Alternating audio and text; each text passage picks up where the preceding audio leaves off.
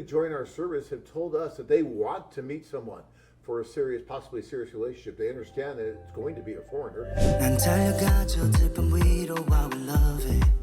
But when you have guys sign up for a trip, do you share their profiles beforehand with the women that will be there? That would help sort out who's interested if you don't.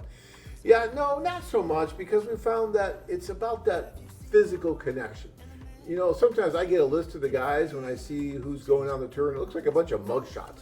It's like, who the heck are these guys, right? And it's like, yeah, you know, it's so much better to get the women to come. We don't want to scare them away. We want everyone that might have an interest to come, and the guys to come, and to put them in a room, add maybe a little bit of a social lubricant in the form of champagne or something, and then stir that pot and see what happens.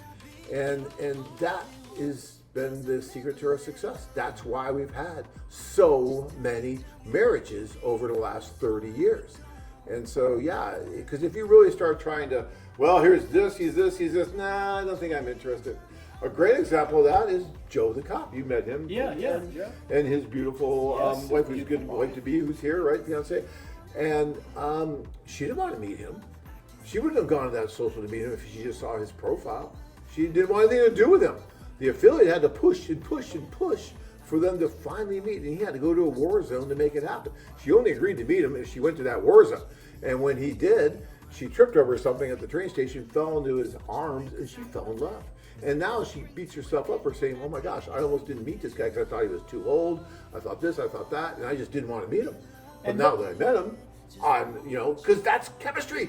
That's what I'm talking about, guys. And that's one of the things that, again, when you look at stuff that separates AFA, which really is a unicorn, there's nobody else like AFA left anymore, and last of the Mohegans.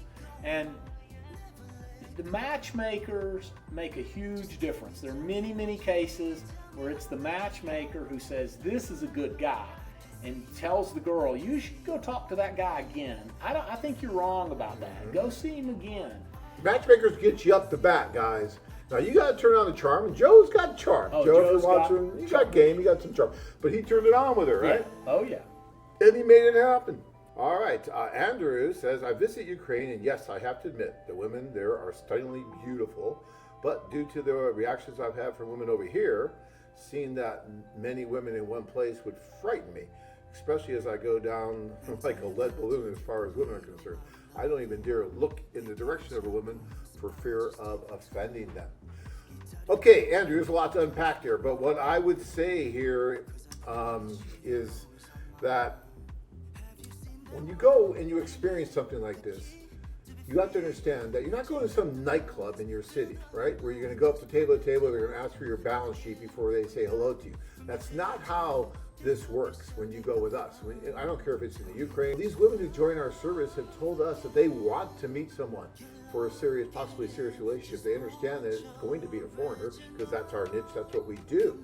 And so when you walk into one of these events, it's not like walking in cold to some nightclub. These women actually smile. They want to meet you. They want to talk with you. And so you have to clear your headspace. You have to get rid of all that negative crap that's built up over the last 20, 30, 40, 50, 60, however old you are, years, and just forget about it. And go in there and just talk to these women, smile, be confident, and they're going to talk to you, they're going to smile, and you're going to feel great about it. I can't tell you how many guys have gone on these tours that felt the way you did. Oh, I go down like a lead balloon with women. Oh, I suck with that, okay? They come back from these tours, and their confidence level was here to it. Now it's up here. I mean, they just built all this confidence. Even if they didn't meet the woman of their dreams, they feel so much better about interacting with the opposite sex now. I've had one guy who called me when he came back from the tour. He had to go to some rental-car place in Montana to get his car, and he started talking to that woman at that counter like he was still in Ukraine. And he had this confidence and this swag about him. And you know what? He got engaged to that woman. I mean, and he called me, he said, John, this tour worked. No, I didn't meet a woman in Ukraine. I met one in Montana, but I would have never met her if it wasn't for my experience in the Ukraine. Join men from all over the world as they take a trip and find their future brides. Interested? Learn more at KievWomen.com.